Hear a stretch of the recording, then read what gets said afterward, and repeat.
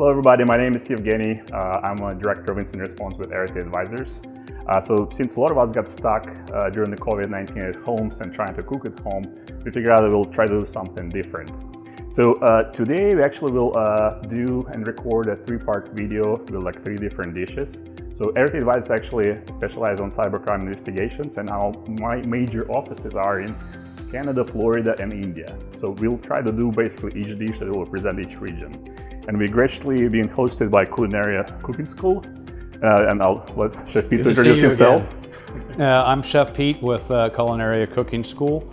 And tonight, we're gonna do a little bit of everything.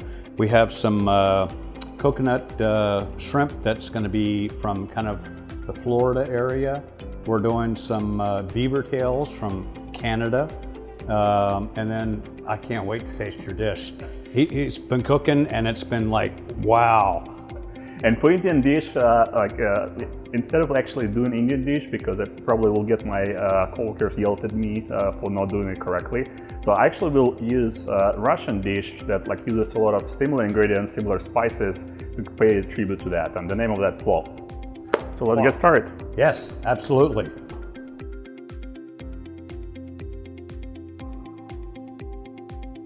Alright, so for the dish that will represent our Indian region, as I said, I will never even attempt to do something like Plov. So I will do something similar, which in Russian called Plov.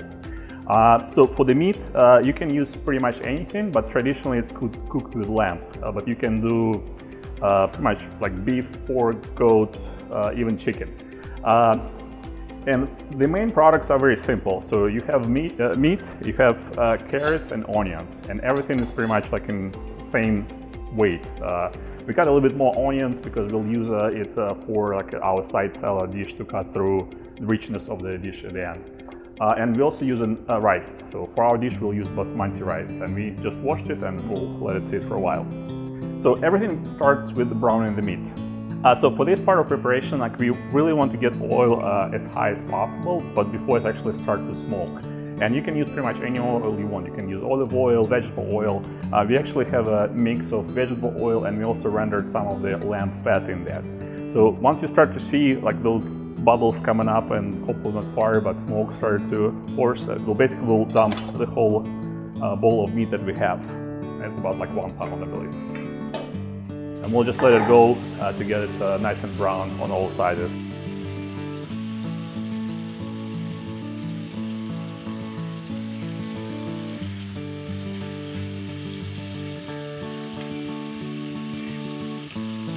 So as you can see, our meat started to brown, and that's perfect. So we can now reduce the heat and take it out. And by browning it, it actually helps to develop the flavor. And at this point, we can't edit anything. No spices, no salt, no nothing.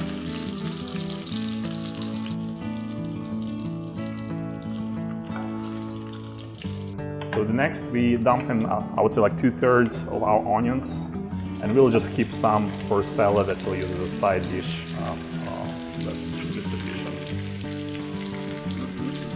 Well, yes, and we can add some salt to help the moisture get out.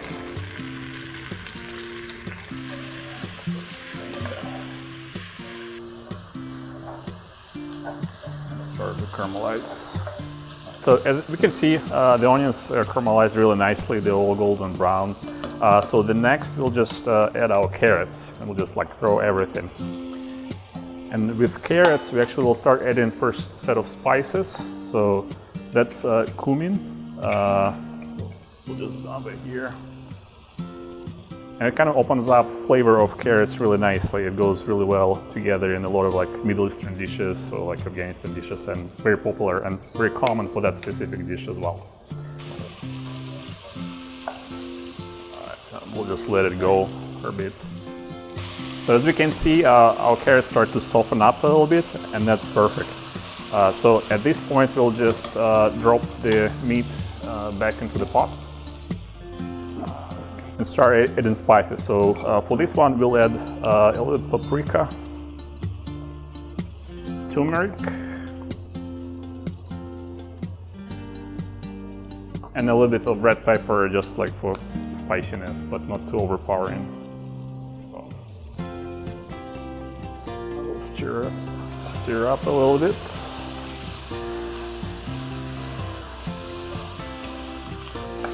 Then we also will add 2 cloves of garlic, and we'll just peel them a little bit so we don't do anything with them at that point, and we just need to dig them down into that mix. And they will add really nice flavor to the broth, but without being completely overpowering. And last but not least, we're also using saffron. And for saffron, what I've learned from one of my Indian friends is that to kind of extract the flavor, you can actually put it into heavy cream for about like half an hour.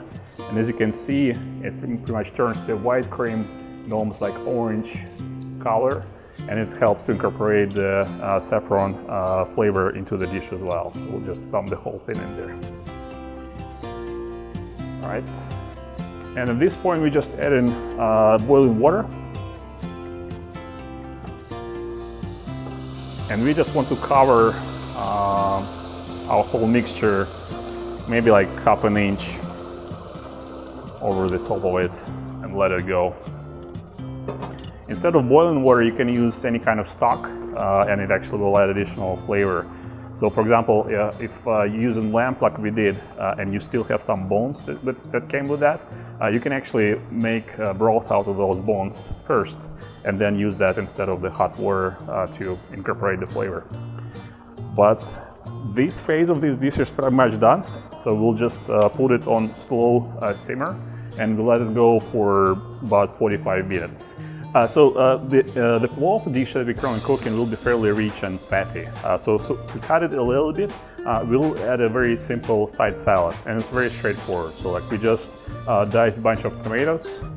We still have some leftover onions that we have, and we'll just mix them together. Add some oil, black pepper, season it with some salt.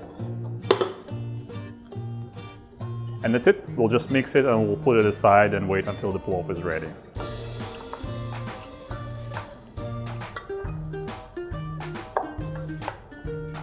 So at this point, our dish simmered for about 45 minutes.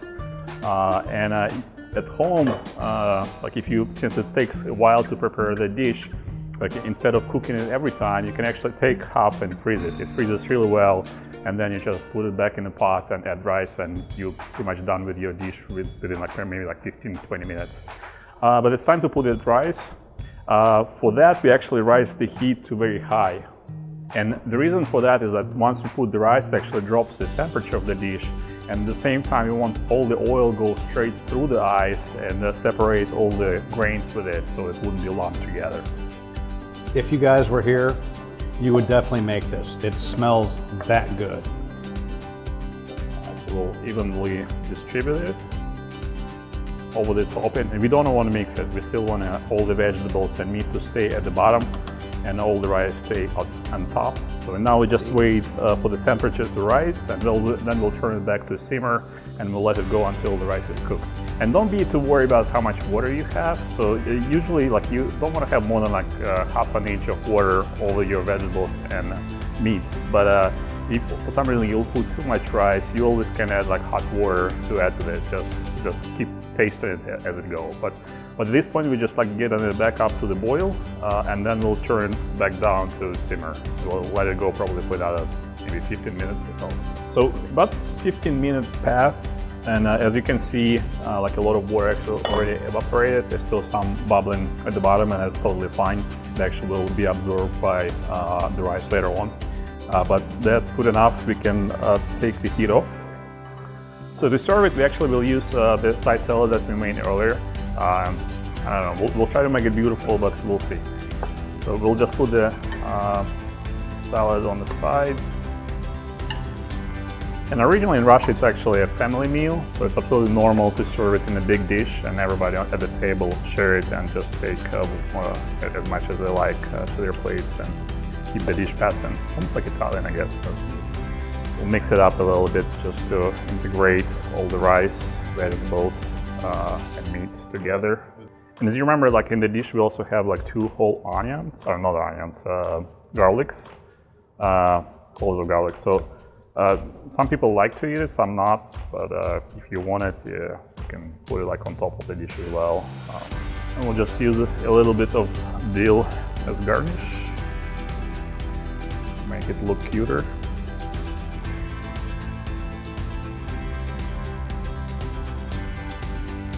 And guys, thank you very much for watching our videos, and hopefully you enjoy the recipes. If you have any like future suggestions, questions, or maybe recommendations for the next series, like please send us comments. We'll be more than happy to assist you guys. Hopefully we'll be doing a lot more of these. Thank you guys. Take care.